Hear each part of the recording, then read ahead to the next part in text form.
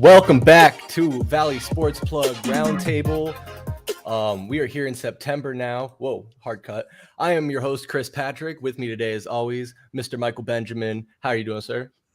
Doing good, man. Excited for tonight. Got a big one in store for everybody. Yes, sir. Me too. We got a whole bunch of guests here. The VSP family is in the house. We got topics for you like ASU football. We're going to talk some baseball around the whole league. We got a guy, West Coast specialist, East Coast specialist.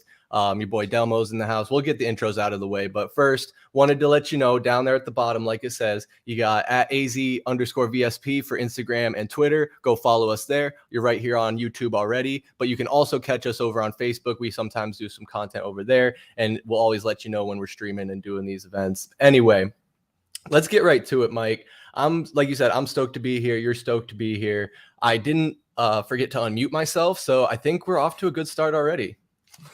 Hey, you're headed in the right direction, man. That's all that matters. All right. So what do you say? We bring them all in floodgate style or bring them on one at a time? Let's do one at a time. Give them all a little proper intro. All right. Perfect. Well, then you know him. You love him. Back and better than ever and beautiful as ever. Delmo, what up, brother? Yo. What's going on, boys? How's it going? Dude, I'm tired, but talk some I'm ready. Sports. We're ready, man. Got a nice drink here with the Cardinals cup. Yeah, you guys got anything you sipping on? I got my I'm drinking a mountain too, and then I got my little Phoenix Suns. It's like a sneaky T-shirt. I like it sometimes.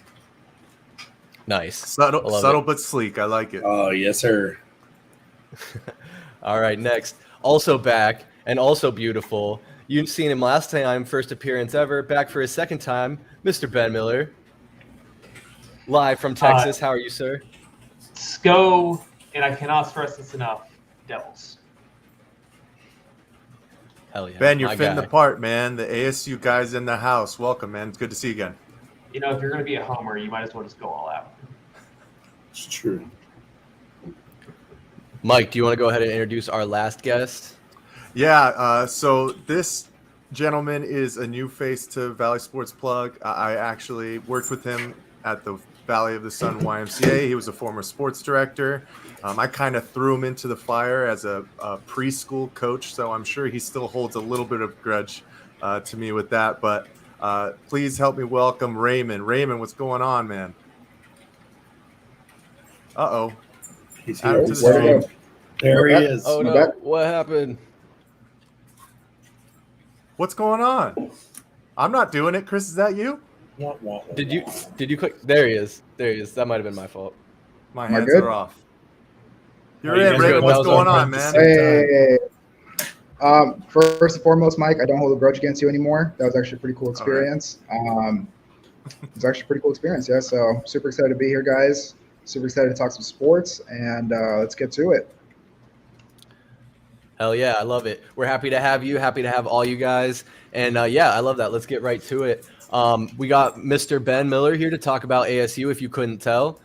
He is our expert and go-to guy on all things Arizona State football and basketball and badminton and shuffleboard and field hockey. All right, maybe not all that stuff. But Ben, so far what we're looking at, broad overview, high level, we got ASU beat NAU 40-3. Does that mean so much? In a word, no, absolutely not.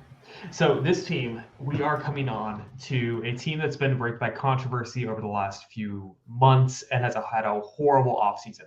We have offloaded most of our either 2, 3, 4-year starters from the last few years, and basically the core of the Herm Edwards era at ASU to the transfer portal, with only 2 draft picks actually leaving to go to the NFL last year. So the main thing is that this is an entirely new roster. We have no idea. There was very little expectations. The Athletic had ASU down to be tied with Colorado for under 6 wins this season. I'm a little bit more hopeful. I think that they're going to have between 7 and 8. with maybe a rough rival game ahead of us, though. But we have over 43 new players to the ASU roster. We're going to live by the portal and die by the transfer portal. And so we saw that happening right now. We had a ton of talent come in. I believe we have more quarterbacks than our current O-line depth chart, but it's actually proven to be good for us with Emory Jones coming in from Florida and showing off some of that SEC talent into the season opener against NAU, an NAU team that did last year embarrass U of A in Tucson for the first time in over 90 years.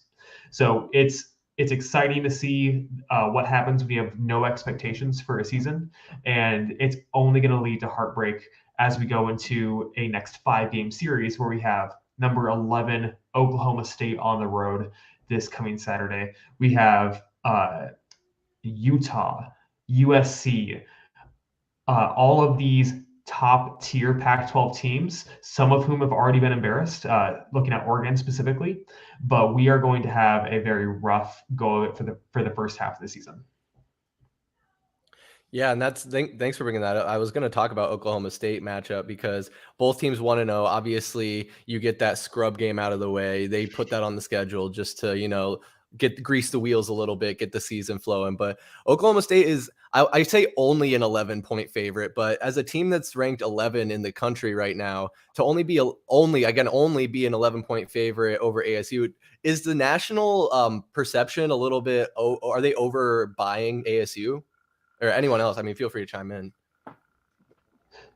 Yeah, I would say that they don't know what to take about ASU, where we are expected, there's no expectations with such a new roster and a new core group where everyone is looking to have a breakout season, especially when you look at the transfer portal of people coming in and they may be on their COVID year, their 4th, 5th, maybe 6th year on a active NCAA roster, where this is their chance to show out and shine and maybe make it to that next level, which is what has been known for ASU coming in, which having like breakout stars like Rashad White going to the 3rd round of last year. And he's now at Tampa Bay and is expected to be their key rookie moving forward. So ASU has what it takes with the coaching staff that it's had to produce NFL talent, but it's going to lead to some very ugly and inconsistent football that we're going to see play out every Saturday moving forward. I agree. It's going to be interesting because they had this model in mind coming in. It was going to be an NFL style model, kind of get these guys ready to go, and it's working to an extent. You got guys like Chase Lucas, who really no one expected to make a roster, and he made the Lions roster. That could be because it's a Lions roster. It could just be because Chase figures it out. But Chase is a lot older too than a regular college guy. I think he's probably 24, 25, I thought, that I remember hearing correctly. Because he stayed an extra year at ASU. Looking forward to seeing him shot over with the Bucs, especially because they kind of don't know what they're doing with Buccaneer or with their running backs. But this season, I don't know too much what to expect other than we know a little bit about the Florida quarterback. They can play. Obviously, he played in the SEC, so he's in good shape there. But I will say the first quarter, especially for me, was kind of disheartening. I didn't watch the game. I was running around doing stuff, but I was checking my phone, and I saw our first drive with 11 minutes left. We were driving down the field, so I was like, all right, we're in good shape. I checked my phone again at the end of the first quarter, and we're only up 3 against NAU, and that's usually not a great sign if you only got 3 points on your in-state punching bag, and that's kind of what they are. So it's been tough to follow this year. It's been really tough. Yeah, Davey, I just like you, I didn't really watch the game. I honestly didn't even keep track of it either. But just looking at the box score, it kind of stands out that Emory Jones didn't have a passing touchdown. They just looks like they had it on the ground. And I see what you're saying, 3 points in the first quarter. Like is it uncommon to be like, okay, it's expected we're going to smash NAU and then kind of move on? Mike, have you been following ASU football or U of A football in particular? Not as much. I did kind of catch the all 22, I guess you could say, from both of those games. And exactly to Davey's point, I mean, starting so slow and not really getting, a true score on the board in the first quarter is, I don't like that from teams. I don't want to be going to the second quarter without some good points on the board and not really scoring anything within those 15 minutes. It was run heavy for ASU. Valladay had 116 and 2 touchdowns. Emory Jones had 2 touchdowns on the ground as well. So at least he did get on the box score there. One of the other things I did see from that game was I believe ASU had 2 pick six called back from penalties. And that can speak to what Ben was talking about beforehand, where I think ASU is the highest penalized team after week 1, or is that stretching back to even before this year, Ben? I mean, that's stretching back. The Herm Edwards era of ASU has been noted for just penalties, and it's all penalties that happen on the line. It's going to be your offensive line or defensive line, a lack of discipline when it comes to actually waiting for the call to happen and the ball to actually start moving.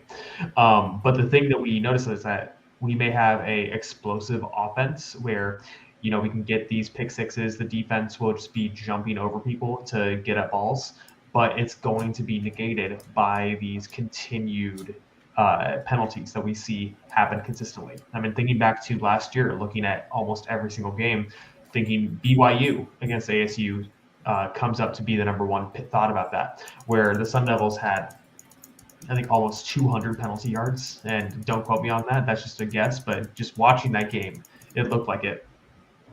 But just thinking about this past game, is what shocked me is how slow it took the Sun Devils to actually start out and go towards having an efficient offense. It didn't take, Valladay was absolutely amazing in the second half, but he did not get a run past 1-2 yards until the second half of the game. And that was a tough. It was especially seeing someone come in from rushing over 1,000 yards last season with Wyoming and being the number one running back candidate in the transfer portal coming into ASU. But seeing him have such a slow start at that next level was making me wonder, does he make the jump to this next step? Where Wyoming may have been a great team last year, but that's not even a Pac-12 team that's competing against now Big 12, ACC, SEC teams, where we're not going to be competing for a national championship, but we at least want to try to make a good bowl game. Yeah, I think our transfer guys are they're in. I will say, just going back to the penalties, this has been a thing since Erickson. The ASU has been one of the most penalized teams in the nation every year for I don't know how long. I mean, it's since I was a kid. This has been going back to Vontez, ripping off Barkley's helmet, going after Barkley, all that kind of stuff. Chase Lucas constantly was arguing and fighting with people to the point where he had personal foul penalties almost every game, it felt like, for 4 seasons because he was with us for so dang long. Jack, is it Jack? What's our cornerback? He was transferred from USC 2 years ago. He's still with us.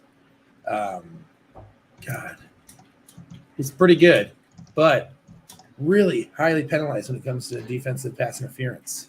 Jack Jones, I believe. Jack Jones, yeah. So no, he plays for New England now. Oh, see, okay. So he last year, and specifically the year that he transferred, because it was supposed to be huge for us. There were so many times where he made these game-breaking plays, but then turns out it was because he was holding, knocking dudes over, and played aggressive. And obviously, he's playing in the NFL, so maybe that was the plan all along. But this team, its offensive line, it's going to be tough. There's been so many changes, and on top of that, losing your best recruiter in Pierce. He was really the engine for the team. The idea was that Herm was just going to kind of be a general manager, almost, is what the idea was. And I still feel like that we're in the Stone Ages based off of what our offenses run, and it'll work against teams like NAU. And our running back he'll rush for 100 yards, but our quarterback won't throw for any. You saw Jaden Daniels Not that Jaden Daniels really performed any better than he has in the past with LSU the other night, but We can talk about that. I would love to. It was a great night for me, man. I'm so glad that he lost. I love Mike Norvell. I think that he should have gotten a shot possibly with us. And to be honest, at this point, I'd prefer Todd Graham over Herm Edwards. That's where I'm at. And I know he's available, dog. He used to drive me crazy too, though. So Mike Norvell, the way he's climbed up the coaching ladder has been cool to watch.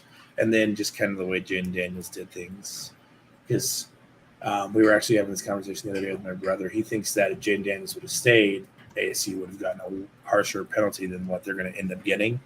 But since he left, it's going to help them in the long run, is what he said. And I don't know.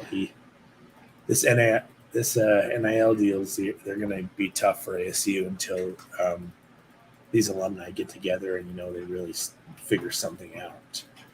Because you can only get so many guys in the transfer portal before even these, Deion Sanders' team. Come on, they're going to start taking dudes that usually end up on rosters like ours because of who they have and their other, not just alumni, but just backing because of Deion Sanders. So I'm interested in seeing. Would you take Ian, the guy that picks bad teams, on your roster though? Always, especially all Ian's doing is trying to push Kevin Durant away right now. I love it. Talking shit to him on Twitter. Damn, already he just got here and he's already talking shit. What's going on, Ian? Yay! Happy to have he's you, talking brother. shit. I can't hear him. I can't hear him yet. Are you talking, Ian? Sorry, I was on mute. Can you hear me now? I was gonna say I could see his mouth moving. Yeah, we can. Beard. We can hear you.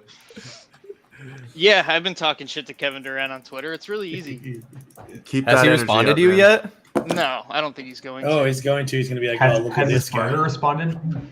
Has who? Oh. Has his burner account responded to you yet? Oh, no, he comes straight for the kill now. Straight off for the KD account. He's not worried about anything.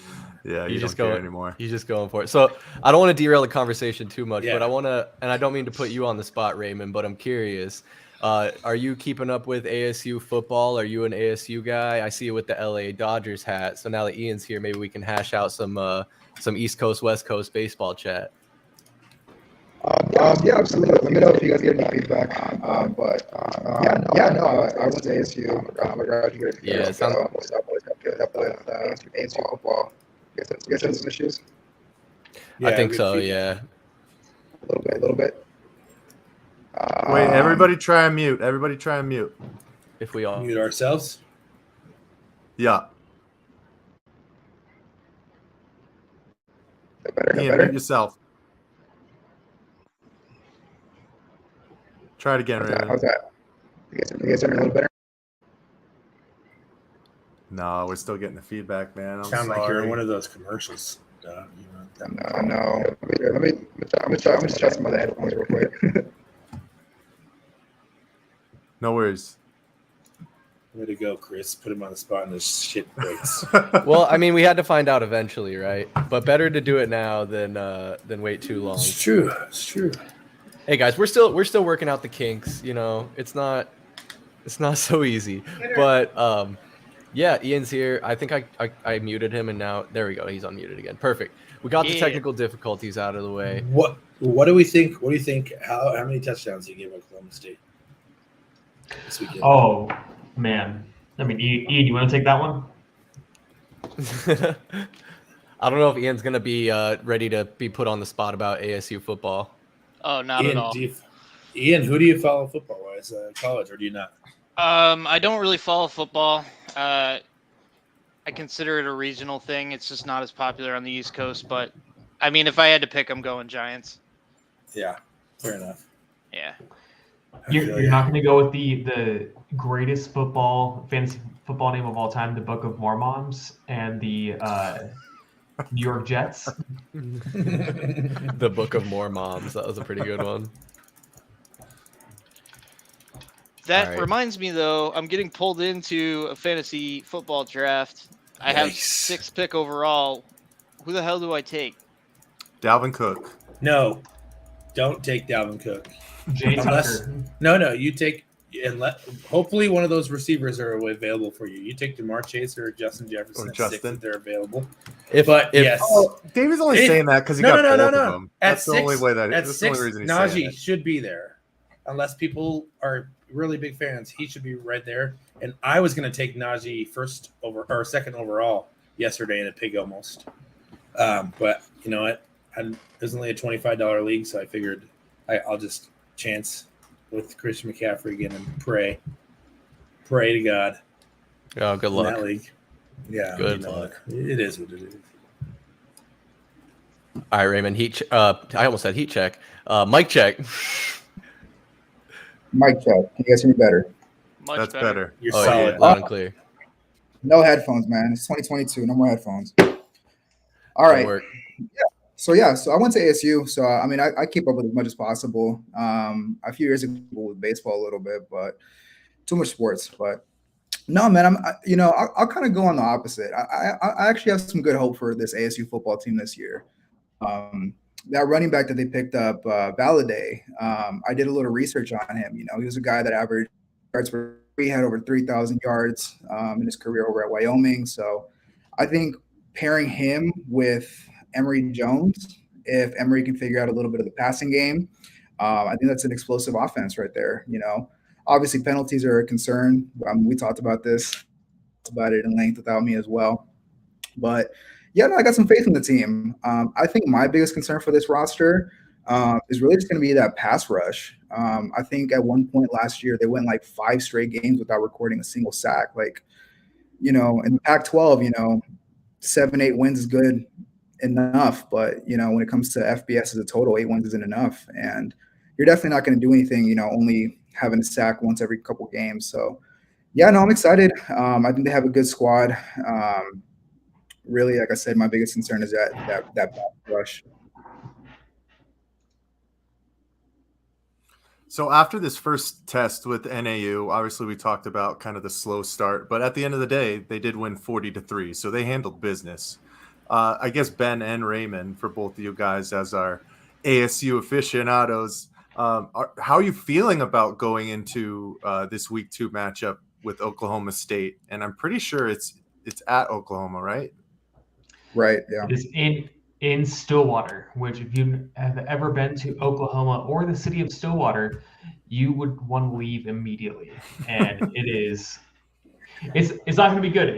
We're going to face the Cowboys in their home turf, and they are the bastard child of the Big 12. They have a chip on their shoulder being overlooked by Texas being back every single year for the past 20 years and yet not being. And then also Oklahoma just coming. So with both of those programs leaving, along with Baylor too, just being there just constantly, they are always overlooked and are looking for a chance to show out. So they're going to come in. They are going to probably think less of us as a team and not expect to face a stiff resistance, which is why the lines are at that 11 points that you guys mentioned. Yeah, I mean, I think we talked about it, right? I wouldn't put too much emphasis on that NAU start. I mean, realistically, they were going into that game. They're playing a very vanilla offense, very vanilla defense. They're not really putting too much emphasis onto the game. We talked about it, right? They have so many transfers and such a brand new roster. It almost felt like a preseason game, right? Let's get the guys some reps. Let's figure it out. Let's try some different schemes. And yeah, if we go into this next game and we come out of the gate and just punch them in the mouth, they're not going to expect it. I mean, I think realistically, if you have a start like NAU where it's 3-0 going into the end of the first quarter, it's game over. But I think if they come out all cylinders firing, right, and you limit the penalties, I mean, we could be having a completely different conversation down the road. Yeah, if we end up losing in a Penn State versus Purdue style, where it's a punch in the mouth, like punch, and it's 23-22, I think we'd be very, very happy to lose that game and leave it. The thing that I get worried about is looking at the later season, where we have one game that matters more than every other game throughout the entire season, and that's U of A ASU for the Territorial Cup. And coming across now, realizing that I had to go through college and see ASU lose multiple times, and now we're in this resurgence where we've won 7 of the last Territorial Cups. I'm very worried that U of A, with a top 25 recruiting class, has some great new pieces from transfers and a head coach that's looking to make a splash in year 2, that they are really going to come out and challenge us. Yeah, I think that that's their one goal for the year this year. Get as many of these guys playing in this 25 class, because there's a bunch of freshmen. There's a bunch of solid athletes that are playing for them that are young, but they're going to get all the reps, because all U of A cares about this year is improving from last year and beating ASU. And then after that, then they can focus on next year, moving in, and probably, I mean, depending on how it goes, they could be looking at being a top 4 team in Pac-12 next year, especially if they play the way they should with this class that they got. It's not going to be fun to watch if things go south. I did want to, Ray, you mentioned that it was like a vanilla offense for us in the first half. My issue with that is it's always a vanilla offense when it comes to Herm Edwards and his teams. They take a shot every 7 or 8 plays, and usually, because their quarterback doesn't throw the ball often, it's way off. Jaden Daniels was way off last year all the time on the deep throws, because it was just run, and then, we're going to play action and try and throw it deep. And that only worked out so well for Darby last year. And then I don't know. I couldn't even tell you a name of a wide receiver on our roster. So that's the other issue, is we lost all of our key receivers. We lost Pearsall, and he's like local, and he just left. Like, for him to leave ASU, I know NIL and everything like that, but that's what worries me about Herm Edwards. As long as Herm Edwards he's okay with run the ball, and hope that your defense gets a pick 6 or 2 a game. But at the same time, if he can't make sure that his team is ready as far as penalties go, then he's just going to bite himself in the ass there. And that's been my main complaint over the last few years of watching Edwards' era. It's real complacent, is what it is. And he's okay with the 6-3 game at halftime. But all it takes, like Oklahoma State, they can run off 28 points in a quarter. That's not going to be something that we can do. I don't think that we can do it against a team that has an actual defense. You know what I mean? And like you said, NAU that's a preseason game. That's what those are for. They're warm up games. And every once in a while they win one, like they did against U of A. But yeah, I think this is it. I think Herm Edwards is going to get one more year to figure it out through all this bullshit with the investigation. And if something happens with the investigation, then it's easy for them to fire him. You're not going to be able to hire a coach in the middle of an investigation. No one's going to jump on that job. So it's kind of where we're at here. If he can get to a bowl game this year and win a bowl game, that'd be impressive. Something that he has not done yet is win a bowl game. Yeah. So wow. Not any bowl game. No, that's incredible. Every game. Yep. And that's the thing too. It's like that Ricky Pearsall, as you were saying, like he's from Tempe. He went to Corona del Sol, me and MFC's alma mater. But any wide receiver that Ben Miller doesn't know, dog. Mine too, dog. And mine too. And Mike. Ben, I'm the same class as your brother, dog. And what the hell, Mike? You said resident ASU person. One? I also paid my $50,000 in tuition. Which one? Davey, I'm so sorry, man. Just kidding. I'm not an expert on ASU at all right now. Like I said, I don't think anybody can put on ASU. Yes. Well, yeah, especially the football team, unless you're like Ben, you seem to know quite a bit of the transfer portal, and it's really hard to keep up with because there's so many people in and out, just rosters in general across the NCAA. So it's so weird that the transfer portal is the way it is, because now it's really is just free agency. Yeah, with the loosened truly restrictions is. and whatnot, it's crazy. And that's the point too, where now the NCAA is starting to catch up a little bit with the different rules around transfer portal, where they are instituting a regulatory period where you have a window in which you can start doing it versus when you cannot. For basketball, for example, the first day that you can declare to be a transfer is the week after Selection Sunday. So it's in the middle of the first weekend of March Madness is when everyone can go and just declare they're going to be a new transfer and declare that, which leads to people maybe even mid-tournament saying, you know what? Yeah, my team just got bounced in the tournament. See I'm ya. going to transfer. I'm out. Mhm. And Absolutely. seeing that happen, which it's a crazy time, and the kids really deserve a chance to have some more stability and be able to learn from coaches and have some of that mindset and learn some grit and see what it takes to go through a system and earn the reps. But also, if you're going to be looking for the greener pastures and going off to someplace where, you know what, I could be the starter, I could be the guy, then that's going to be the thing that's really attractive to a lot of people. A big part too is also the national coverage, right? Jaden Daniels never got his roses because he's playing games at midnight on the East Coast. Now he's on ESPN. It's like that's a real big part of the team, right? And I have a fun fact about that. So when we're looking at conference realignment and everything that's happening right there, Steve, we have USC, UCLA going towards the Big Ten and just leading the Pac-12, founding members over 100 years ago. And the main driver of all of this is college football and ratings and the amount their TV deals can actually put forth.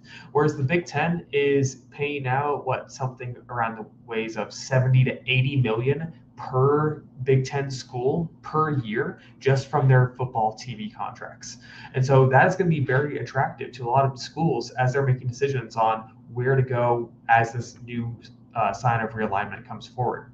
And the piece that is going to be really interesting is that for the Pac-12, and the future is very uncertain as a whole now that USC and UCLA are leaving, is what's going to happen. Are ASU and U of A, are we going to jump over to the Big 12 and be playing Texas Tech and Baylor in the Central Time Zone? Or is the Pac-12 as it stands as a Pac-10 going to stick together?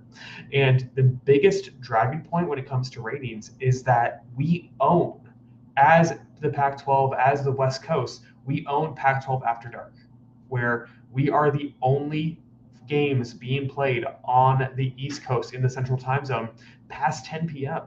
So when you see all the degenerate gamblers that have seen their bets go, they're winning, they're losing, and they're like, I need to either go drown my sorrows or I'm going to go to the club. They're going and looking at the Pac-12 going, well, I guess, this ASU Oregon State game is on. I guess I'll bet on that. And they're going to watch that. So when you're looking at the average ratings, yeah. So I'm just curious though. So it sounds like you want to appeal to degenerate gamblers over Christian men who want to go to church on Sunday, so they have to get to bed at a reasonable hour on Saturday.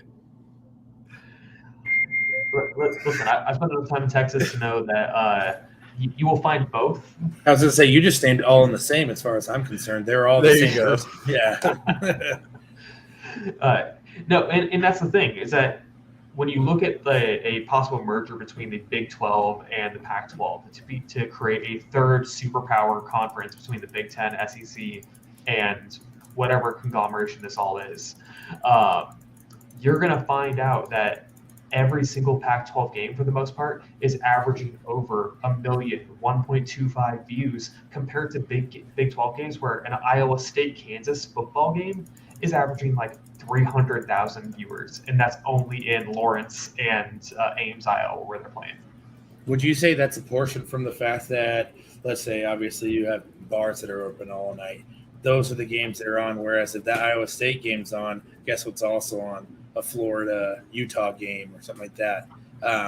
These games in the middle of the day really get overshadowed, and you don't see them. You don't, unless it's a Pac-12 team playing against a top tier team, they're playing at night no matter what. And for Arizona, like, I don't think that it's safe for players or anyone to be in those stands at Sun Devil Stadium pre the sun going down in September. So the main thing is that we are not going to have that competition. Yes. We're not going to have a time slot where we're trying to play against a Texas A&M versus Bama game or Ohio State Clemson. We're not going to have to challenge that because we will be the only thing left on the air that is still football when there's still a lot of football left to be played. Yeah. It's the Pac-12 has got some adjusting to do, that's for sure, if they want to stay afloat. But at the same time, the NCAA is going to do whatever they can to make sure they do, because there's just no way to not keep a Western region conference going. It doesn't make any sense at this rate. But at the same time, if your powerhouse might be U of A next year, then maybe they will look at blowing this stuff up as fast as possible. Don't you dare speak that to existence. Yeah. We're going to see. It's going to be interesting to see what happens. Last thing I want to ask you, Ben, on the ASU subject, just for my degenerate gambling habit, ASU over under 58 points against Oklahoma State. Not them, the whole game, whatever. That's the line. Over 58. Over under 58. That's tough. Based on the offense we just saw, where it's going to take X-Validate it took him a little bit to even get up and start running against NAU, against an Oklahoma State defense that's well known and respected. I'm going to take the under. The only way we're going to hit that over is if Oklahoma State starts running up the ball on us, which also is a distinct possibility. Yeah, if it's over, it's going to be because Oklahoma State beats us by 45. I don't expect ASU to score over 30 regularly against these teams. Fair enough. Chef's taking the over. You don't think ASU can muster up 3 scores in this game? I feel like they could. It just depends. Why would they want to? It doesn't work towards their roster. Why would you want to score more than 3 times? If you're doing it right, you're running 10 minutes off the clock, you're running the ball well, you're controlling it, and you're hoping that your defense makes a stand. Because that's how Herm Edwards plays, and that's how, if we want to win some games this year, that's what it's going to be like. It's not going to be fun to watch always, but that's how he wins games, and that's how he's going to continue to win games. Unless Emory Jones starts taking off, and all of a sudden wide receivers start coming out of the woodwork that haven't already, it's going to be a lot of running, which is okay, I guess. But it's as far as gambling goes, under it's got to be a fairly safe bet when it comes to ASU playing against regular teams, because they want to put teams in a position to where they're playing a more NFL style game. NFL, lots of running, play action, kind of setting themselves up. So I'm with Ben on the under for sure. All right. Well, I'm going to place a bet for the under, and we'll see how that pays off for me. But I hope you lose. I probably will, because speaking of my degenerate gambling habit, I've been doing some baseball parlays here over the past couple of days, and it's confusing to me how a team like the St. Louis Cardinals, who have just been absolutely killing it, can lose to a team like the Washington Nationals, which has been doing the exact opposite of killing it. And I know baseball, they ebbs and it flows, and there's streaks, but one thing you can bet on apparently is Aaron Judge hitting a home run. Ian, I want to finally bring you on, give you the floor. You've been waiting patiently through all this ASU talk and football chat. So Aaron Judge, like I said, 54 home runs. When I was doing my prep last night, I don't think he hit one today. On pace for 65 to match A-Rod in 2007. What are your thoughts on him and the Yankees right now? Well, I just learned from you that A-Rod hit 65 home runs in 2007. That's impressive. But even if I try to be as optimistic as I possibly can, there's still a lingering thought in the back of my mind that this guy actually could break the record and then immediately leave. And that really, really sucks. of not only the season but the future of the team is really up in the air. I think, especially like we don't know the general manager since 2009 has showed an unwillingness to shell out for big free agents, and I don't know how that's going to work when Aaron Judge is now 30 years old and coming to, you know, his free agency. I think he deserves a big paycheck. I just don't know if the Yankees are going to give him one, and we might end up in a situation where if they don't at least win the pennant, um, it might be best for both parties to just walk away and end it and kind of move on. But that being said, yeah, I'm stoked that he's going for the record at the very least. As long as he hits, if he breaks Maris's record, as far as I'm concerned, he's the home run king. Um, Is that record Yeah. the Yankees like team record for home runs? yeah, that would be the team. I'm sorry, I totally forgot about Hank Aaron. Um, yeah, it Easy is. guy It to is the forget record. about, you know. I think it's the American League record, isn't it? Yeah, it would be the From- American League and the Yankees record, but Hank Aaron would have the National League record if you're not counting Bonds. Right. For the, Oh, yeah, wasn't Bonds he Karen would for the have- Giants too? Hold on, time out a second. What? Barry Bonds' record stands, dog. Go out. I don't go take steroids for a year and hit a ball over the fence 70 times from a pitching machine, throwing it to you 60 miles an hour. And I'll give you all day if you hit 70 home runs. There's no way in hell steroid baseball was the best baseball. And that's why everybody loves Aaron Judge, because he resembles and he hits and he plays like steroid baseball. That's why Pujols, that's what everybody's behind it. I agree Steroid with that baseball. to a degree, but he's hitting for average as well. He's got a 302. Which Aaron is Judge is playing insane. out of his mind. He's playing. Yeah. Right, it's really refreshing to see him be able to finish a whole year. Like he's played a majority of the year, and I know that's been the big issue the last 2 years. Is it just seems to at the worst times that Aaron Judge has had those injuries. So he's fun to watch. It's good for baseball, where you have the opposite over with what's going on with Tatis. Aaron Judge doing what he's doing is good for baseball, even if it's for the Yankees. Ian. Yeah, I would agree with that. I'd be interested to see where he ends up if he decides to not re-sign. It's got to be a team like you would assume, a team like St. Louis. I like the switch, Ben. Impressive. Yeah, I mean, I don't know. Houston's not one to spend a ton of money on guys, though. They're usually able to figure themselves out at least over like the last 6 or 7 years. But you I've could been always, hearing a lot of yeah. Those NL West teams, for being teams on the West Coast, spend money like it's going out of style. Even the Diamondbacks spend money that they shouldn't spend, on free agents, not on their own guys. Except Greinke, Yasmani Mad Dog. Tomas. Yeah, well, it was a shot in the dark, man. It sucks that we were the one to miss on a Cuban, but it's rough. And you can blame it on the previous administration. I don't think they that were was awful. Hazen. I'm really looking forward to. This sounds awful, and it almost came out awful. I'm interested in seeing how much Hazen has involved in the team moving forward, or if it's going to be I need to take some time and continue to help with my family, or because he's great. He's done, I think, well for the Diamondbacks, at least for the most part. Obviously, it's not fun. Hazen was before or after the Goldschmidt trade? During. So yeah, so before, yeah. To be the guy to help with that, but no, wasn't. I swear to God, it was La Russa that traded Goldschmidt. I'll look into that. I don't think so though, because that wasn't too long ago. That was in the pretty recent past. I think isn't this his 5th year with the Cardinals now? Oh wow, Has it been that long already? Last month. Yeah.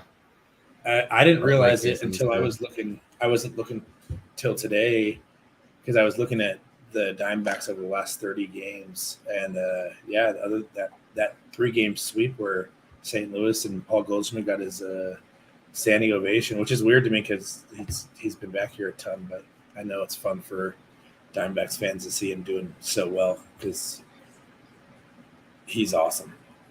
Yeah, and it's not like he went out on a sour note or anything. I saw they called up their number 1 prospect, and he was the number 3 prospect across all of baseball. Yeah, Corbin Carroll. Yeah, I'm excited to see what he does. I was just reading about him while you guys were talking at ASU because I'm inconsiderate like that. But yeah, he looks like he could be good. Like, this is the kind of guy I think that could like soldier some injuries and still come back and do things. Like, he could have a really long, good career. It's a matter of whether or not it's going to be with the Diamondbacks. Yeah, he's built. He's what he's built like, and what he built. He's built just like Dansby Swanson as far as what it looks like as a baseball player. That's kind of what he reminds. Obviously the hair, but just obviously outfielder is helpful. I saw Raymond with the Joey Gallo 3-run homer. How do you feel about that, Ian? He's been on a tear since he got traded from the Yankees. I'm more proud of him than anything else. It's not some. There's a lot of players that come to New York and just don't perform, and he's one of them. I didn't like in the beginning of the season when he was saying things like, "Well, I don't know what you expected me to do," and it's like, "Well, hit the fucking baseball, man." Yep. But yeah, no, it's good that he's doing well for sure. That's all that matters. It's gonna hurt. I don't like. I was saying for a while that I would like to see a Yankees-Dodgers World Series. I don't think that's going to happen anymore because of the Yankees. But if Gallo performed against the Yankees in the World Series, that would. I think I would remember that for a while. Right. Yeah. I think a big part of it too, though, is like, we talk about the expectations that these teams have as a whole. You look at St. Louis, you look at Boston, you look at New York, you look at LA. It's World Series or bust. It's like there's so much talk about the Dodgers potentially breaking the all-time record for most wins in a season. But if they don't win a World Series, none of that matters, right? So you look at a guy like Joey Gallo, right? Quote me on it, right? I don't remember what the specifics of the trade package was, but it happened for him to get to New York. The expectations were set sky high, and even if he batted for average, it's like that still wasn't enough, right? So it is unfortunate. I don't think there's a single person that couldn't be happy for someone like a Gallo or any former Yankee, but you look at it from any other roster, some guys just don't work out. So when they leave, you have some kind of, it's almost like a proud father moment. You're like, hey, he's doing good. Might not be here, but it's like I'm still gonna root for him. Still hope he does well. But just kind of like your comment, right? Just not against my team. Yeah, we're not rooting for him because he's wearing that blue. No, sir. I do like that when he was getting traded, he was like, you know what? I get it. I didn't do anything. It was almost performance anxiety. But there's the expectations when you're coming into the Yankees and just from what you've heard of how the clubhouse is and all of the extra things that come into it, they treat it like a legitimate corporate gig. You're a baseball player doing. So you have to meet those expectations, and maybe that's just it. Yeah, I think it's important to know that, like, Gallo getting traded to the Dodgers, it was a very different Gallo than the one that got traded to the Yankees. Like, the Yankees actually gave up pieces. I can't even tell you who he got back for Gallo. I have no idea. But yeah, it's just that, like, he was for lack of a better word, franchise player in Texas. Like, he was the guy that people were buying tickets to go see. And then when they traded for him and he didn't perform, now it's a shell of that Texas version, and he's diminished. And it's more of like, I think LA looks at him as more added depth than a cornerstone piece that the Yankees saw. And the other thing you said is how he was beating himself up right around the time he got traded. That was depressing as hell. He was talking about himself in past tense, like a trade had already happened and it didn't yet. He was just like, I didn't perform. I never played well with the Yankees, like saying stuff like that when he's still active on the team, which is rough. Yeah, and him being afraid to go out in New York, where he's like being a hermit and he's afraid to like, see people in the streets just because he's like, I know I'm going to get chirped to and I can't take it. Yeah, that Yeah, definitely. I couldn't imagine people that play sports in New York in general are there. You got to be a different breed to last as long. Like the fact that Eli Manning lasted as long as he did, playing, especially because other than his Super Bowl seasons, the dude was just barely above average quarterback for the most part. His secret was he never left Jersey. That's true. Well, yeah, that's as long as you're on the other side of the river, you're in good shape, I guess. Then you can't run into anyone and get heckled. My question, I do have a question. Obviously, with the success of the Dodgers over the past decade, I feel like they've solidified themselves in the upper echelon with the Yankees when you start to talk about the best teams in the majors. But do you think that there's that same kind of expectation there is with the Dodgers as there is for if you play for the Yankees? I guess, Raymond, that's a perfect question for you. To an extent. I mean, I think not really just because it's the Dodgers. I think it's in general. You know, you're talking about the two biggest sport markets in the world, right? You know, there's still going to be sellout crowds for a Giants game. There's still going to be sellout crowds for a Knicks game. Like sellout crowds for the Clipper games. Like it doesn't matter what the team is. It's just the market. So. No, I mean, it's tough, right? Because realistically, like, yes, we've had success over the last 10, 13 years, but outside of the quote unquote COVID ring, like they have nothing to show for it. Whereas the Yankees, I think their last championship was, I'm drawing a blank. What was it, Ian? What was the last championship? 09. 09, right? Like, yeah, it was a long time ago. But, I mean, that's their 27th championship ever. Whereas the Dodgers, they hadn't won an NL since 1988. So there is a level of you need to perform, but I definitely don't think it's on par with these. Not yet. I mean, there's got to be a lot that happens outside of just NL or divisional pennants and things like that. I think the Yankees are just. I don't think any team's ever going to catch up to the Yankees anytime soon. To add on that too, I think the two things that factor into having that expectation would be the name on the jersey when it's a Dodgers or Yankees or Cubs, Cardinals, White Sox, any old non-expansion team like that. There's an expectation set just based on that, and then the other thing that factors in that I think does put the Dodgers a little bit closer to the Yankees would be payroll, where they're definitely, I don't know if they're top right now, but they're top 5 in payroll. And when you set that expectation of this is how much money you're making, you do want to see them perform. Yeah, and I think that again, right, that comes with a lot of different cuts, right? I can go on a whole tangent about Cody Bellinger, right? Like Cody Bellinger is the kind of guy that could bat middle of the order, top of the order for maybe like 10 to 15 different teams. But unfortunately, he's literally at this current moment our worst hitter. He's an automatic 3 strikeouts, or he goes on and has a 2-homer game. I don't remember who made the card, but baseball is such a weird sport. But yeah, you look at things like, are they at the top? Yep. What if you take out that who suspended contract? What does that come out to? Oh, he who shall not be named. He who shall not be named. Yeah, obviously the payroll is a big discrepancy, right? I mean, they're the amount of money the team, and I mean, a Dodger dog nowadays costs like $15. It's ridiculous, but yeah, payrolls are a huge part of it, but also a big part of it too is just the brand. I think that's a part that a lot of people really neglect when it comes to talking about these teams, right? You think of these like, you think of like a big name rapper, right? They're either wearing the big NY or the LA. You very rarely see somebody in a rap music video wearing a Miami Marlins hat. So I think yeah, there is some expectation, and they're close. I just think with the history and longevity the Yankees have had, I mean, it's going to take a while for sure. Well, that on top of it, I think the one thing with the Yankees is there was a time where there was no one competitively around them when it came to competing for divisional pennants, for competing for the AL pennant.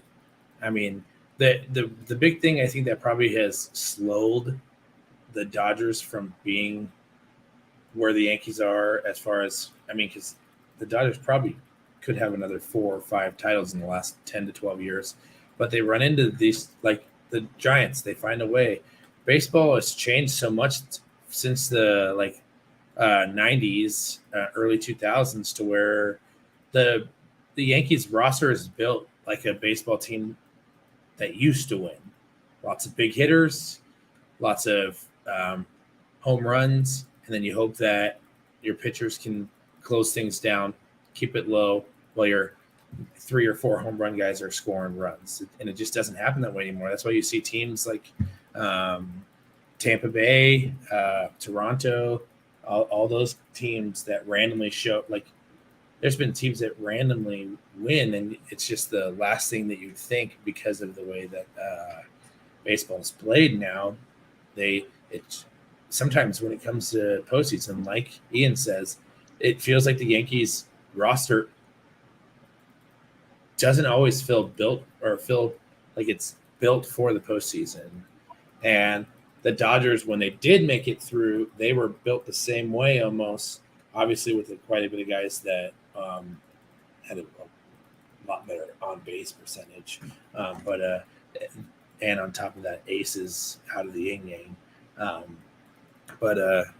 Yeah, it's just I get the same feeling. I don't know if that's how you're feeling, Ian, coming up on the postseason, that it just feels like the Yankees kind of die off right at the end, even though the expectation is high. It's like postseason comes and these AL teams, and it's usually a random one. It's not the big ones. It seems like the Yankees lose to like the most randomest AL playoff team each year, and it's just a completely different type of game that they play in the postseason.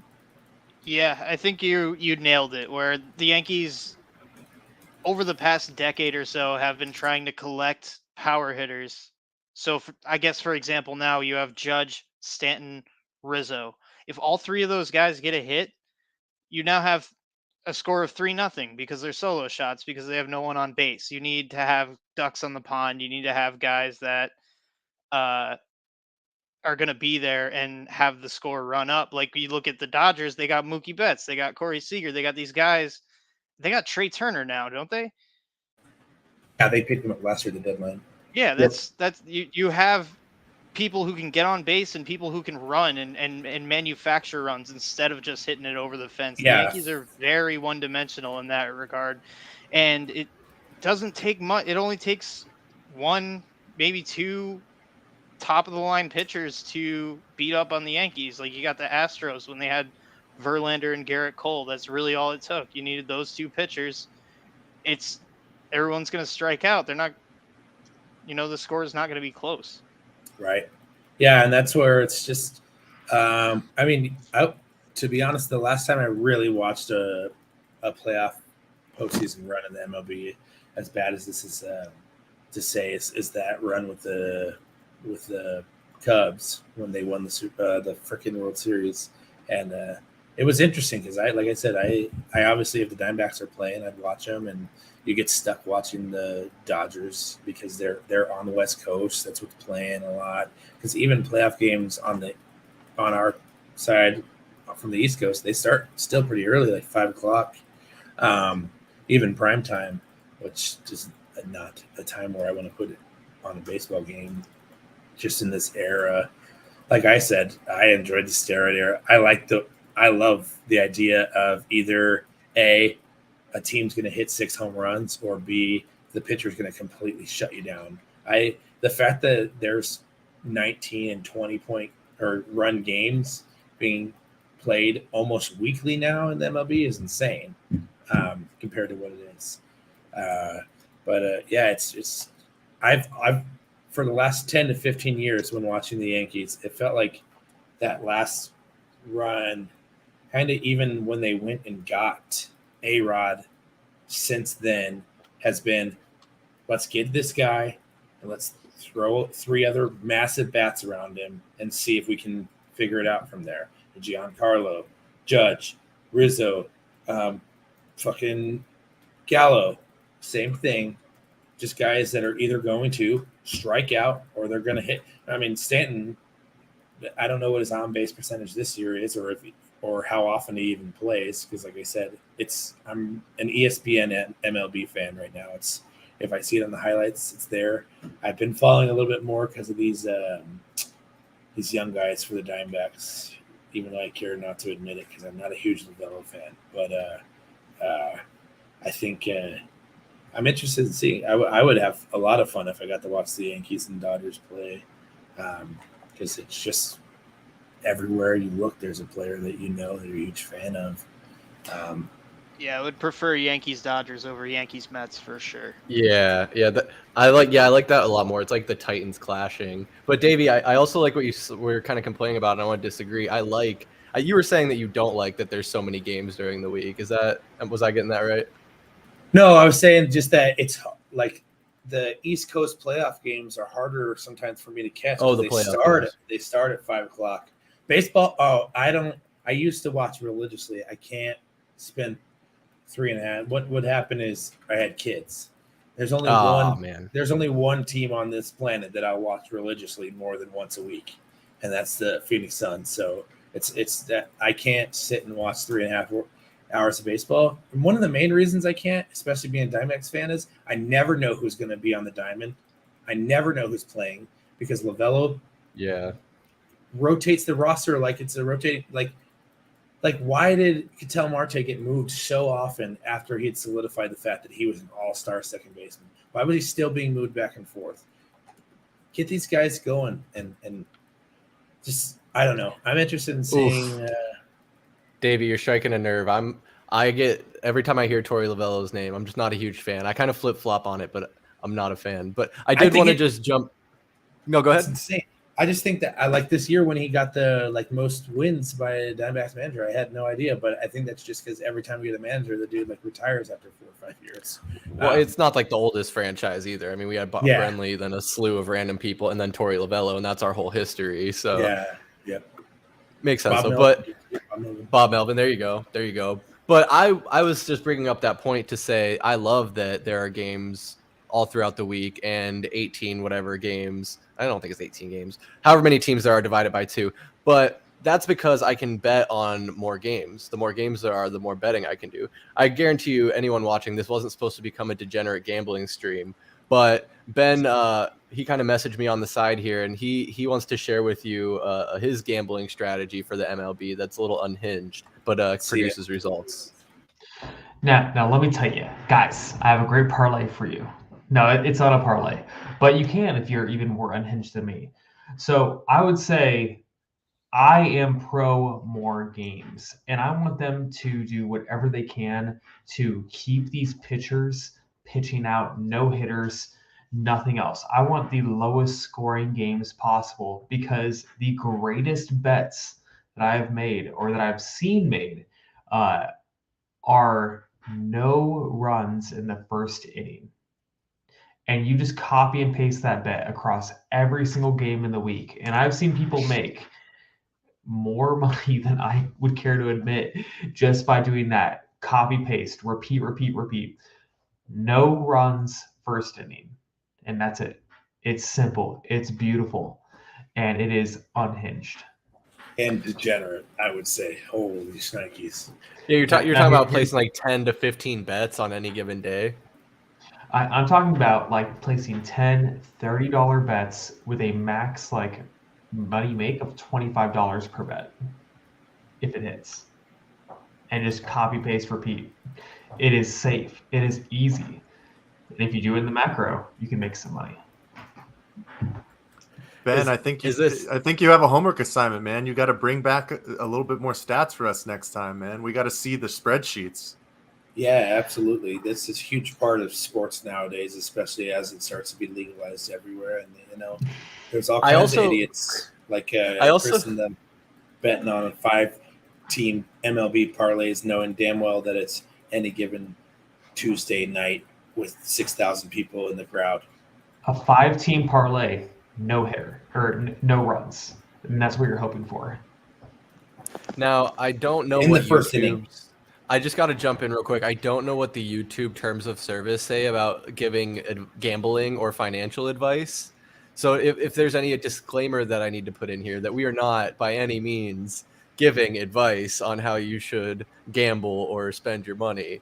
Only Ben sharing his strategy, I guess. And I would say gambling is illegal in the state of Texas, and I do not participate in this matter. All right. Well, Also, make sure not to place that bet on Blake Snell. But that's advice that I'm giving Ben directly. I'm not giving that to our audience. Gambling wise, I did want to see if this is true. And Ian, you'll probably know. Is it true that in New Jersey you can't bet on your home team? I have no idea. I've never heard of that, to be honest. I heard this thing the other day. A guy was talking about a college football vet, and he was in New Jersey at his bookie. It was a TikTok, but it was the guy saying I put over on this team and over on this team, and then I'm going to take the spread on Rutgers, and they were like, no, I can't do that. Okay, that's against the law. True, actually, it's only college teams that you can't bet on in New Jersey. So Rutgers, Monmouth, Seton Hall. Really? That's bizarre. That seems really arbitrary. Is the idea because they're kids playing sports? Maybe, I don't know. Well, I mean, we know that how ASU how that turned out as far as kids and degenerate gamblers go. So, it goes very well. Yeah, for the gamblers especially. Yeah, I guess it makes sense. You can get a hold of kids pretty easily before the NIL. Shit, maybe now it's even easier. Well, now you can legally speak about easy and legally paying. Out here in Texas, they're doing some wild things. SMU, Southern Methodist, Pony Excess, they're now going to be paying every single one of their men's football and basketball athletes $35,000 a year. Makes sense. What the hell? I mean, these teams, even SMU, they're profiting in margins of the thousands. Probably it's probably way more than we can even imagine, unless they're doing massive changes. I'm sure ASU at one point when we were going through all those changes, where Todd Graham was donating salary to do the stadium and stuff like that, which I still think is mentally insane. That he did that because why would you just give your money right back? Send that man back to coaching high school football here in Dallas. Yeah, that whole Hawaii thing was crazy. Yeah, this NIL stuff is getting insane. It's how I don't know. Raymond, you said that you follow college baseball. How is the NIL affecting college baseball? Because there's one thing that I do not watch at all is college baseball. Yeah, I mean, I definitely haven't kept up on that aspect of it, but I mean, I really just can't imagine it's gone to the extent of football. It's I mean, honestly, it's an echelon even basketball even, you think of the major sports in college, you got football, clear cut number one. Basketball, for most people, it's really only relevant come March. So, yeah, I don't think baseball has been hit yet with that point. I don't know. Might have to do my research on that and come up with some more stats later on. But especially as we get into it. Yeah, exactly. Yeah, learning more about the NIL and how there's money to be made for athletes when there wasn't when we were kids sucks. Not that I was playing college sports, but who knows? Well, maybe I would have worked hard if I could get paid. With college baseball, the fact that you have a rivalry like Ole Miss and Mississippi State winning back-to-back national championships, where Ole Miss won 2 years ago, Mississippi State just won the College World Series, that is absolutely insane. Yeah, and college when it comes to college World Series, it's huge. Same with the softball and the women's in the World Series. I mean, they're not the NCAA tournament when it comes to the fanfare, but following, especially there, in attendance, the fans are crazy and stuff like that. So guess it's not the same just because there's so many baseball players, so many. They're already dealing with getting possibly drafted and stuff like that. So they've probably already been dealing with stuff like the NIL stuff without getting paid on paper. They probably dealt with more adult stuff than these basketball and football players have when it comes to college sports.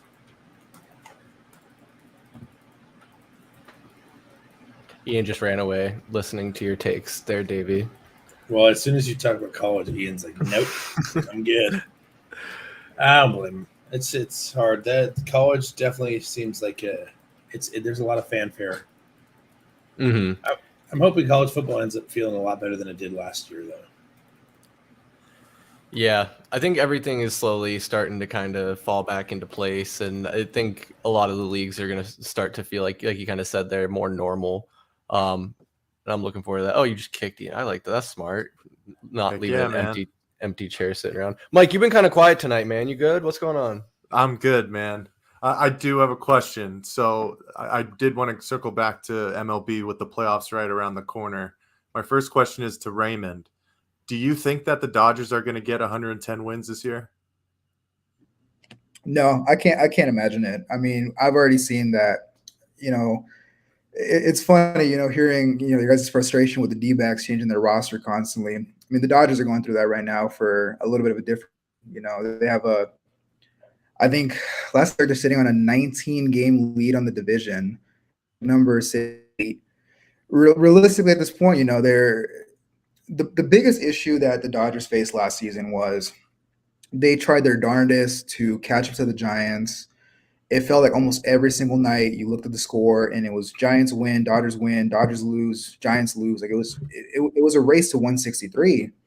And in the end, you Max Muncy, Max Scherzer was absolutely exhausted. Julio Urias was exhausted. Like, we fell apart and we lost to a better Braves team. And I think this year they really went as aggressive as possible at the beginning of the season to gain this gigantic lead to the point where, I mean, we're throwing random guys. We called up Ryan Pepio a couple days ago. He's, a top prospect, but not major league ready. Constantly changing the rotation. Mookie's been playing second instead of right field. Hanser Alberto has I think he broke the record for most position player pitching appearances in major league history this year. And only one of them has been in a Dodger blowout where the Dodgers were losing. So it's just a weird season. And I think they've understood that they don't need to chase. I don't want to be disrespectful, but meaningless stats, right? Because for the Dodgers, winning 110, 115, 120, it doesn't matter if it doesn't come with the hardware at the end of the season. So, no, I think I think they're still on pace to win 103, 104, if I'm not mistaken. They have some really good, solid matchups coming up. But I think they still have 6 games left with the Padres. I think they play 4 in 3 days against the D-backs in LA at the end of the month. So, no, I think they're gonna play cruise control, get some guys healthy, do a lot of playoff auditioning. Really, we brought up Miguel Vargas, really talented utility guy. Is he somebody that can make the playoff roster? Andrew Haney. I'm sure Ian has plenty to say about the Hane dog, but just really see what the team's made out of and try to mix some guys up, see who makes the cut. Really, we don't have the luxury nowadays with 40-man playoff rosters. I think it's only 28. So you got to be really selective. If somebody isn't making the cut, I had this conversation a few days ago with a buddy of mine. Is there a genuine conversation to be had where Cody Bellinger does not make the playoff roster when you got somebody like Trace Thompson, who's absolutely raking it, man? The guy played 4 games for the Padres early in the season, was a journeyman his entire career, and now he has one of the highest OPS and batting averages in baseball since June. It's absolutely insane. So, is there room on the roster for a guy like Cody who is an automatic 3 strike? I think there's got to be. You can't. Yeah, it's a Gold Glove defense. It's a Gold Glove player, but he just but my thing with the Cody, and I hate him. I obviously Chandler kid, born and bred, but he's a Dodger now, and he's blue. He's blue, and he's taken on the persona of the Dodgers, and then he just knows when to turn it on in the playoffs. Man, it feels like what he needs to do, he'll figure it out. And yet that's a great fucking problem to have, you guys. If you're talking about not being able to have Cody Bellinger play just because of how deep your roster is, that's a great problem to have. And Dodgers have always had one of those dominant farm systems in the MLB, so let's put them in a place to do this. They constantly replace dudes who leave to go get money with their own guys on top of the big trades. But man, I'm interested in seeing, and Trace Thompson, as far as I'm concerned, can kick rocks just because he's Clay's brother. So. we must shun all Splash Brothers and brothers of Splash Brothers. Mm-hmm. And we got about a month left, right? Probably about 25 games or so. Yep. So it's still pretty early to make any World Series predictions, but I do have somebody I want to ask who they might think will be in the World Series and their winner. So, Tallman, can you hear us? Who's this guy? Ghost? Hello? Live from Florida. Uh-oh. That's damn. Look at it. You can see his teeth. You can't request to be on the live and then break the entire stream, my guy. Oh, no, I didn't want to put me up here. Oh, no. Is it bad? Okay, there we go. Can you hear That's me? getting better. We can There hear you you. go. We just can't see you. All right, settle down, Mike. Hi, guys. How you guys doing? Not bad, buddy. Good, Pretty Tallman. good. How's Florida treating you? That's okay. You're going to ask me who's going to win the World Series? Yeah, who you got in the World Series? Oh, I like Dodgers. Is that unpopular? I don't think I so feel at like all. I agree with it. I'm pretty positive it's the Yeah. odds-on choice. If anything, you're like not being very creative. Well, that's not being creative? Okay, come on. Yeah, you're supposed to. You texted me and said you were going to bring hot takes, and you bring the Dodgers. Well, You bring I didn't expect a The baseball. most lukewarm. Come on, The man. most lukewarm hot take. okay. Well, spit it out. Who's your AL team? Yankees suck. Sorry, Kruber. I don't know. I kind of it might be the Yankees. Cubs. Yeah, get out of here. Oh, God. Cubs aren't even going to be in the playoffs. The Cubs aren't even in the AL, dude. Do we have to put this guy on mute? My goodness. No, Yankees. All right, Yankees. I'm thinking Yankees. Oh yeah, super Yankees, hot Dodgers. takes. Yeah, Yankees, Dodgers. Yankees, Dodgers. You could have asked the lady, and she would have been able to point out two hats and said, "Oh yeah, I think that N team and that L team are going to play against each other." Well, I have a bet on it, so I hope it happens. Fair enough, dude. What do you think about Okay. the fact that the Guardians are going to make the playoffs with 70 wins? Oh, good God. The Guardians. Yeah, they're leading their division right now with 70 wins. Diamondbacks are in fifth in their division with 65. Yeah, Tallman, for the AL, you're looking at either Yankees, Guardians, Astros, or it looks like Rays would be the wild card team. And Seattle. Well, Right, those two. Right. Seattle, too. Stacked teams. So obviously, Yankees are stacked. I mean, come on. Seems like we can't score a fucking run recently, but I don't know. I know. Davey, I hear you though. You're like, you could ask anybody to pick out who's going to win. It's going to be the Dodgers and the Yankees. But that's how it works. This year, that's what it looks like. I mean, the That's AL is rough. The AL is rough. Absolutely. There aren't a ton of competitive teams, and then there's 6 teams in the NL that are overly competitive. So it's an interesting one to even think about as far as these playoffs coming up for sure. Especially on the NL, it's going to be wild to watch these teams play against each other.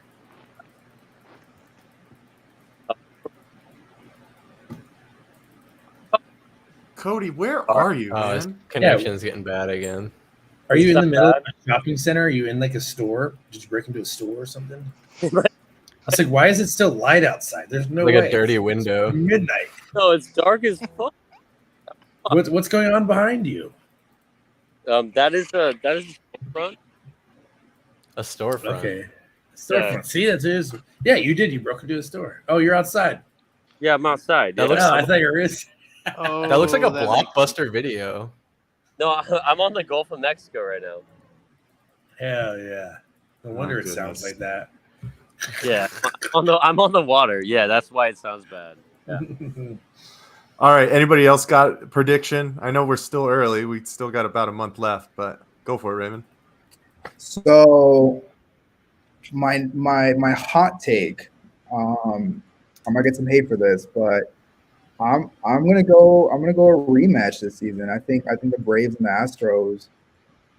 I think they're the teams that aren't being looked at well. You know, I think obviously the Braves are not leading the division right now. I mean, they're only like a half game or two behind the Mets, but man, I don't see any holes in that offense, man. Like 1 through 9, you know, they got good hitters. That pitching staff, that rookie had 16 strikeouts a few nights ago, and then the And it's Astros. September, man. It's when Yeah, they're getting man. hot at the right time. I agree Right. that the Braves are a great underdog pick. Like they could make some noise in the playoffs. I really hope that St. Louis wins just for Goldie's sake. Even though I really don't like Nolan Arenado, I really want Goldie to get a title before he retires.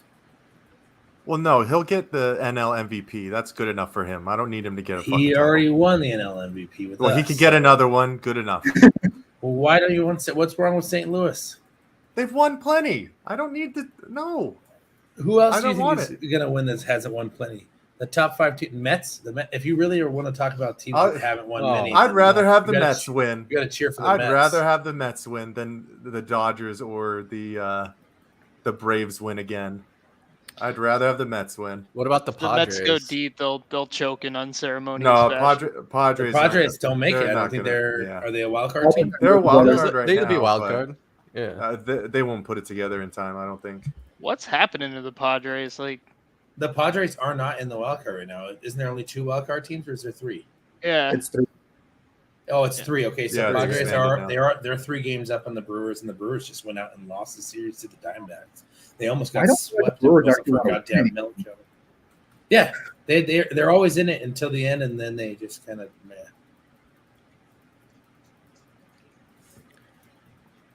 We're gonna Yeah. see. I'm gonna start following this month, so it's about time to watch the Fall Classic.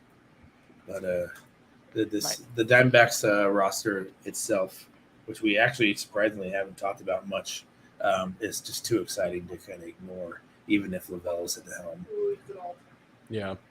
I agree with Raymond though. I had the Braves as my team to watch and kind of my pick for making it to the World Series. I really like a lot of the young guys on their roster. Kenley Jansen did me dirty last week. I think that was He against did. the Cardinals. he Did me did so do you dirty. dirty. Holy shit! He did you and Cody dirty. Yeah, there was some He money on especially the did line. Cody dirty. Cody at a double. Dodgers have been cursed with many years of Kenley Jensen, and now we have to suffer through Craig Kimbrell. So I can guarantee you, don't bet on those guys. I was gonna ask how Kimbrel's doing because I feel like he was like a top closer, and then you guys got him, and I haven't heard anything, which is not a good sign. Right, this is what he does. Right, his pre. Yeah, there's a little. Well, so it's a funny Chicken story. He had like an injury however many years ago, and when he was doing his rehab, he felt like it felt comfortable to him for whatever reason. So he just ended up sticking with it as his like pre-pitch like ritual, basically. I mean, it looks like a goofball when he gives up a 1-run lead, but no, I mean, Kimbrel. I think Kimbrel's biggest issue is that. I mean, it's funny, he'll get the first 2 outs easily, right? He'll get the first 2 outs, whether it's a strikeout or a pop out to center, but for whatever reason, man, that third run is just that third out. You can't piece it together. It's a command issue. He starts walking guys. He'll have that bloop single that for whatever reason, it's just a meatball down the middle. And I think I read somewhere that he's only had 5 appearances in safe situations with a 1-run lead, and he blew 4 of them.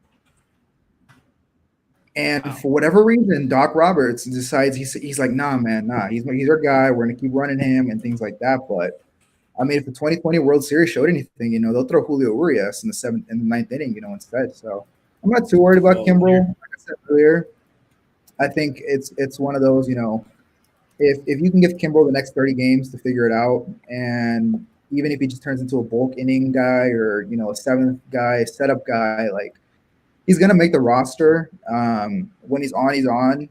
It's just unfortunate though, because when he's off, like he's off, and it's pretty bad.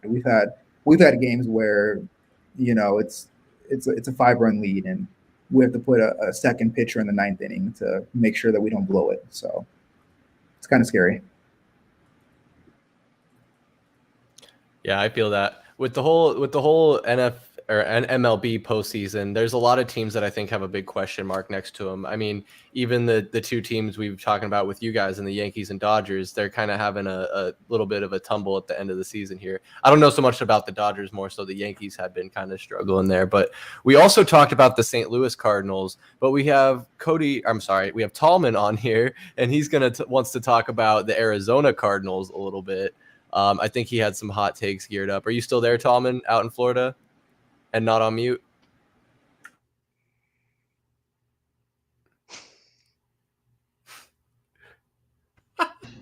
That's a good face. Tee him up. Does he have a grill? Yeah. It's that Florida connection. My bad. Can you hear me? A little bit. A tiny bit. Is that it? Caller number 9. You're on Valley Sports Plug Roundtable. Caller number 9. Okay, here I am. Okay, here I am. Aren't you supposed to ask me a question though? It's your floor, sir. Giving you the floor. Yeah, he teed you up for week 1 against the Chiefs. Yeah, man. It's a big start for our season. Oh, I didn't hear that. I'm sorry, I didn't hear that part. I apologize. Calling into a radio show he's not even listening to. Oh no, I didn't hear. It's the whatever. I'm not gonna blame it on the fucking connection. Whatever. Okay. What you got? What's your hot take on the Cardinals? Week 1, Kansas City. What you got? Anything Cardinals?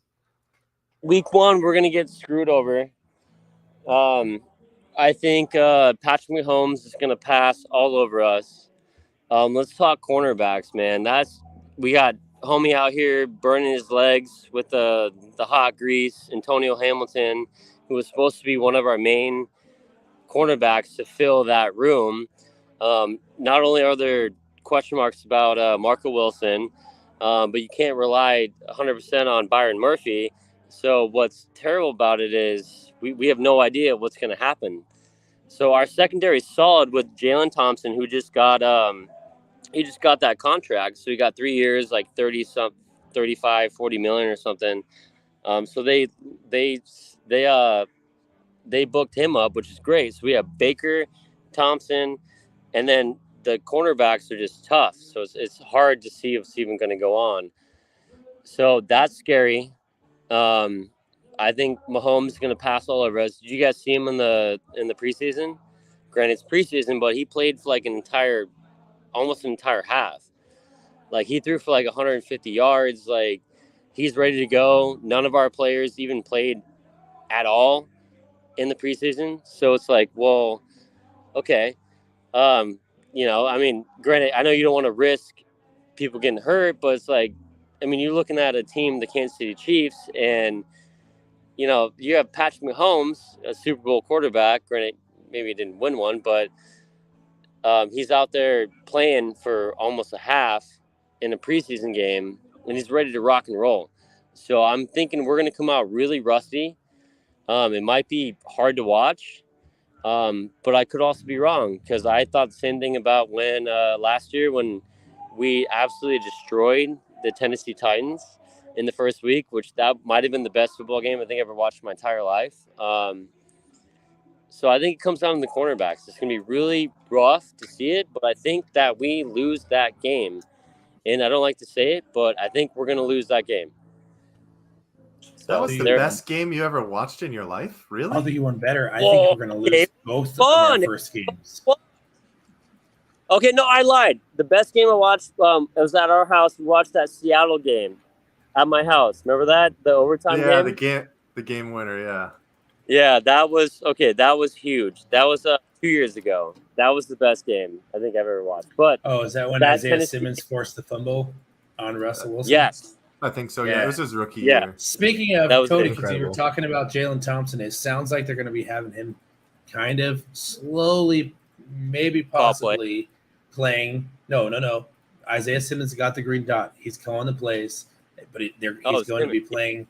He's going to be playing more of it in the defensive backfield than he is going to be playing in linebacker. It sounds like that's the goal this season, is that they expect Isaiah to take a big leap and spend a lot of time playing the slot, which is concerning a little bit because I think as fast as Isaiah is, I still think that he still gets torched by tight ends, like anybody that's ever played for the Cardinals. Well,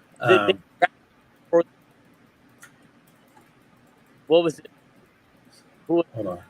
Go again. We got torched 3 years ago by five, and it was Not I didn't hear anything you said. Not I getting didn't hear anything out anything of you you, said, man. Tallman.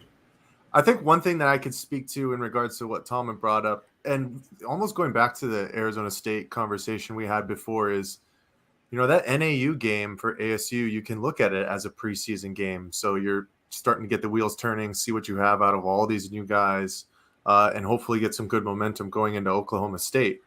Whereas the Cardinals had a preseason, but like what Cody said, none of our guys played. Hollywood Brown didn't play. I don't think Zaven Collins even played that much. Zaven played too much and played really poorly. Okay, Absolutely. so that's it.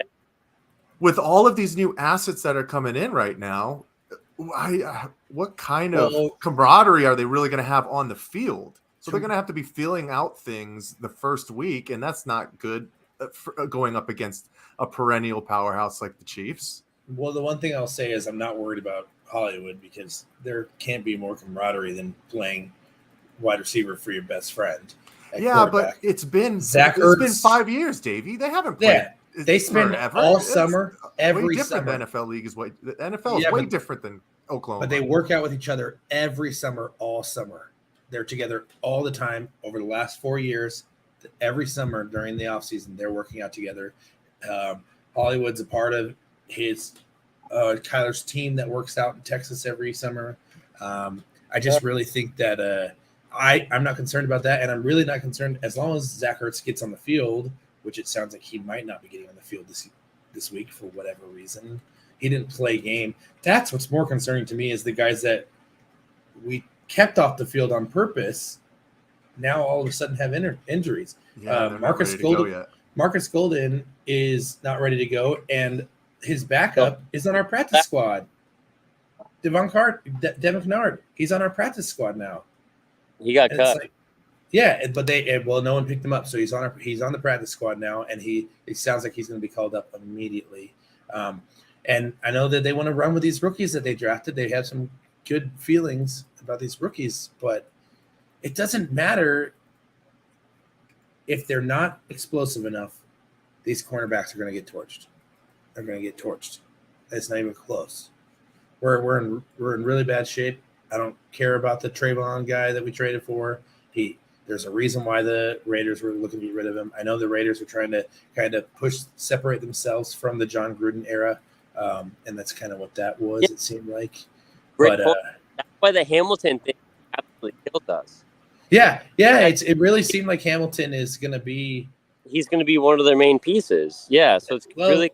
Fingers crossed it's only 4 games. And he did it. I don't know if you guys saw it today on Instagram. He posted, he's up, he's walking around, he's able to wear shoes. His skin's 90% healed. So just get back out there, make it through 4 games. All we have to do is make it through 6. If we can make it through 6 at 3-3, I feel really good about the wild card because having DeAndre Hopkins come and play 12 games or 11 games is going to be a lot better than him playing 17 and getting hurt near the end. I really think that he's going to I think he's going to come back with a huge chip on his shoulder because it's like everybody forgot that he existed for something that. Oh, totally. But like, think about the afraid of offense. I'm afraid. You know, about some of the not Cody, we're not getting anything out of you, boss. Yeah, you're It's going so through I hear a right choppy. at the beginning. Yeah, it's so choppy. bad. All right. Oh, hold on. That sounded better there for a second. Okay. Maybe we all mute again. Is it better now? Yeah, go again, Cody. All right, my bad. All right, what I was saying was, I'm not afraid about the offense. I'm afraid about the defense. You know, think about going up against that schedule that we have. It's absolutely terrifying. So that defense is going to be the biggest part of our success this year. I know we can score touchdowns. I mean, look at all the talent that we have on offense. Like, that's obvious. But what's going to happen on the defense? Are we going to be able to keep up with them? You know, like the cornerback room, safeties are great. And then, like Davey was saying, Thompson's going to try to play whatever nickelback, whatever it is. But, like, still, at the end of the day, it's like we don't have the talent on defense that we're used to having. And it doesn't translate to the offense side. So it's going to be really rough to see it. We're going to be giving up a lot of points. It's going to happen. And our first 3 games are going to be really, really tough. And we probably go 0-3. You know, I don't like to say it, but we're probably going to go 0-3. So that's all I got. Yeah, I'm definitely concerned. I really hope as long as we can pick up one of these first 2 games, or if somehow we catch a break in Matt Stafford's elbow is a little bit more worse for wear than what they're saying, and he kind of reverts back to the Detroit Lions Stafford, where he was constantly hurt while playing. I think that I think we're going to go 0-2. I think there's a chance we can beat the Rams, just because it always happens where division games, they just go. It seems like in the West that it's constantly just 1-1 with everybody. So I don't know, man. I'm going to try and sneak off to that Raiders game. Yeah. See. Good luck. I want to. It's like $300. Pricey. $300 lower level tickets, $300. So I think they're like $150 for upper level. Yikes! Where are you looking at? I say everything I was looking at was way more expensive. I looked at tickets last week and I saw like 2 sections for $285 in the lower level. Plus, I also good friends of ours are Raiders fans, and they know somebody in the box office. So we're gonna try and get in there. But take advantage. Man. Yeah, Cody's right. And you know what? As bad as it sounds, it's possible we start out 0-4 because for whatever reason, the Panthers always find a way to beat the Cardinals. But you know what's good is what's good is Baker Mayfield always finds a way to lose to the Cardinals, and so we're going to be in good shape there, I think. There you go. All right, guys. I'm sorry that I have shitty quality, and thank you guys for having me. I just wanted to pop in real quick because I love you guys. So I got to head out. So it was really nice popping in here real quick, doing a little Cardinals thing. And sorry I wasn't prepared for the World Series thing, but All right. Get we out love of here. you, boss. Yeah, be safe out there. Get some rest. Drink some water. Yeah, you guys take care. He's coming home tomorrow, but I kicked him out early. Get out of here. Get out of here. So, I mean, as a Cardinals fan, Davey, I kind of feel some of the same sentiments. I just wonder where this team really is going to be as far as like playoff positioning by the time D-Hop comes back. And it's crazy to me that all I see right now is these ESPN metrics putting the Cardinals at a 13-4 record. And I'm just like, I look over the schedule and I say, where? Yeah. Like, where are these is it going to be, one possession games that the Cardinals just find a way to squeak out all the time? Like, there's nobody on the schedule other than the Seahawks that I really can see them, putting the hammer down on. So I hope Well, so for our sake. That'll be in ESPN good is- possession, but ESPN has. I do not feel like that. The Eagles roster deserves all the hype it's getting. The Saints either. I'm seeing they're saying they're expecting the Saints and Eagles to be two of the top teams in the NFC. I just don't see it. And I really expect that the 49ers made a mistake last week when they fixed Garoppolo's stuff. I think it's going to it sounds like from what I've been reading that Trey Lance was rubbed the wrong way from it. So hopefully that's the case, and we can squeak out 4 wins there. The good news is there's 17 games now. We have some tough games, especially down the stretch. Patriots, Broncos, Buccaneers. The good news is it's Patriots at home. It's us at home, so we don't have to worry about the weather there. Chargers too. The last 6 games of the season, 4 of the 6 are teams that are not exciting to play against. Broncos, it can be hit or miss just depending on how Russ goes, but it's going to be an advantage for them because he knows how we play, and who knows what he'll look like with the Broncos. So I'm really hoping that Cody thinks that the Chiefs might run all over us as far as the pass game goes, but I think that there's going to be an adjustment, and there's going to be a lot of pressure on Pat to show that he can do things without Tyreek. So that's I'm more concerned about the Raiders game than I am the Chiefs. I think we can beat the Chiefs because they have a bad defense. The Raiders do not have a bad defense, and they sure as hell don't have a bad offense. So they're in, I think, a lot better shape than we think. I expect the Raiders to win that division. I'm just hoping for 3-3 after 6. If we can get to 3-3, I really think we can beat the Eagles. I'm not on the Jalen Hurts hype train. I think that he should get treated more like Tua than he gets treated like whoever he's being treated like. But that's kind of how I get the same vibe from him as I get from Tua. But that's just me. We're going to see, man. Saints, famous Jameis, who knows? They might be good, but I'm less high on the Eagles than I am the Saints for sure. I think the Saints just always figure out a way, and they're in a division that's not really too concerning for them. Yeah. No, I hear what you're saying, Davey, and you guys make a lot of really great points that the onus is really gonna be on the defense to save the day and carry this team.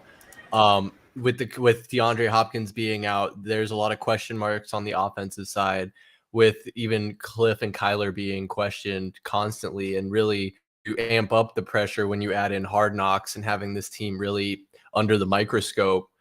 What's going to happen? You have all this buzz from the offseason, everything we've talked about over the past couple months since we started doing this thing, all the distractions. Are they going to be able to put all that to rest, put it all behind them? And then the first time Kyler Murray comes across some adversity, how's he going to take it? How's he going to handle it? I think there's a lot of question marks. And like Mike's kind of been saying, we're just going to have to see the game start rolling and see what happens. But I don't want to say we're winding down here, but just wanted to throw it back to you guys. If you had any unsaid takes, any questions to pose, what's in your head? I didn't have anything crazy today. I did too much research on the Diamondbacks is what I did. But no, I think it's been nice to, because for a while we were running into a little lull in content as far as sports went, and now things are getting ramped up again, and I think it's a good time. We're gonna have lots of opportunities to talk about a lot of shit. I mean, we can just see from today's pod, we can talk about gambling, we can talk about NIL. I mean, there's so many avenues of sports that we can talk about that have nothing to do with what's on the field, and it's awesome. you can only talk about Kevin Durant so much. True. But I'm gonna keep This talking about league. Dude was bitching on Twitter today that he's a 96 overall instead of a 99 on 2K. Have you ever played with him in 2K? He should be a 99. Last time I played with him, I think he was pretty close to a 99. It was like 2K16. God, he was definitely a 99. Wait, my connection got choppy there. Who are we talking about? KD. Ian's been yelling at the brick wall at KD. Ian's It's not got a really a brick wall comment. though, because Katie might respond. I feel bad blowing up the group chat, so I made that Twitter so I can like shout my shit into the void instead of like blowing up you guys' phones. Well, to be fair, sometimes it is the void in the group chat because sometimes I just have enough time to swipe it off. But Yeah, that's. I'd have to I admit try and that's the read back. case. I try and read back as much as I can because usually it's good stuff. But we get lost in all that other stuff sometimes. A little bit too much Matt has Marjorie Green Taylor or Donald Trump in there. So Matt has all these hot takes, and then he never wants to come on the stream and talk about it. Not that we would talk about MTG or Joe Biden on the stream, but my hot take is Batman. Terry McGinnis is the best Batman. And Is that Matt the voice actor? If you want to talk about Joe Biden, let's talk about Joe Biden. Terry McGinnis. Terry McGinnis is a Batman Beyond, Ian. Oh, that's Terry. Okay, so speaking actual Batmans, not actors. Okay. Yeah, well, we were going to have our pop culture pod, and that was going to be one of the conversations was Batman's. That's my hot take. Yeah. Batman Beyond's the best. Well, maybe that's what we do next week. Queue up a nice pop culture roundtable for maybe love not that, the man. next stream, but There's good stuff out. Lord of the Rings, the new Game of Thrones. Movies are back. Movies are back. They just had the $3 movie theater day on Saturday, and it was a huge success. So, Is that at Pollock? everywhere, across the everywhere. nation, all movie theaters sold tickets for $3 on Saturday. What? dang, I didn't get the memo. Bro, what? Yeah, that sounds awesome. I want to go. Well, we lost. We're SOL, Ian. We freaking It's gonna missed be it. it's gonna be a yearly thing now. It's gonna be a National Movie Theater Day or Movie Day. Nice. Okay, I do have one last thing. Jake Paul versus Anderson Silva. Who's going? Oh, get out of here! I'm gonna be out of town that weekend, but it's I'll drop Anderson Silva needs some $50 money. max on a ticket for that. Any more than that, and I'm staying home. You're staying home then, dog. Yeah. Great. No I was way gonna in say, hell. good luck. That's Yeah. fine by me to keep my $50 and Yeah, I'm not interested. I know Jake Paul's a little more legit than people may think because obviously the dude's out there running around. But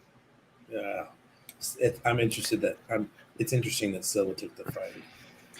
Well, I was gonna say, he's to go as far as fighting people that are past their prime in a sport they never competed in on a professional level. I mean, Anderson, because it's a boxing match, right? Anderson Silva was, what was his He's a expertise? pure striker. he got Striker? stand-up Okay. knockouts for sure. Yeah, But- dude. He had the Brazilian kicks, right? jiu-jitsu? He It's does worth- lots of kicks, but he has kicked the the shit out of reach. you. The reach, he's going to have a pretty solid reach advantage. This is going to be the first guy that Jake Paul's fought that has quite a bit of reach advantage on him. It's worth mentioning that Anderson Silva is 47 years old. Yeah, I mean that's the big thing. So over 20 Might years have older reach, than but- Jake Paul. Mhm. Yeah.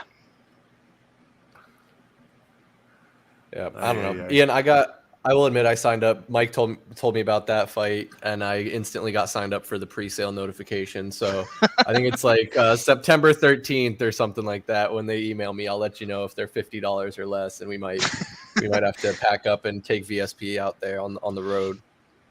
That might be the first event I ever go to in my life where I'm like okay with obstructed view. Like I want to be there. I want to be able to see, but maybe not the whole time. So we'll put It's going Mike to be in like a front of you. circus. It'll be a good Yeah. circus. Just want to be there for the spectacle. Yep. The undercard should be interesting too. They always bring some other clowns with them to slap each other up. Bunch of Oh, yeah. old NFL running backs and shit. Didn't Nate Yeah, Robinson Frank fight Gore one? was Yeah, he was Frank, the meme where he's like face down on the mat because Frank Gore and Deron Williams fought last time. Oh God. yeah. Terrible. No way. Well, fellas, I think it's that time. Mike, what do you think? I think so. I think that's All right. Well, it. if you guys want to stick around when I end the show, it'll take us all to a lobby. We can kind of wind down, or you can just take off up to you guys. But thank you everyone for coming. Ben Miller, Raymond, Delmo, Ian. We are definitely going to have you back. The Valley Sports Plug family. Michael Benjamin, my co-host, my wingman, as always. We had Tallman come on all the way from Florida. So we coast to coast. We covered LA, New York, Florida, Arizona, Texas. Man, we just got to go. We got to go global next. So I also want to thank everyone who tuned in and listened, or is maybe listening back on the replay. You were probably brought here by following us at AZ_VSP on Instagram and Twitter, or Facebook at Valley Sports Plug. Always going to find us right here on YouTube streaming. So come check us out, and we'll be back again soon. But I'm going to try and hit this outro music flawlessly because I usually fuck it up somehow. But thanks again for being here with us, and we'll see you next time. Hey, you guys. Peace. Later. Thanks, guys.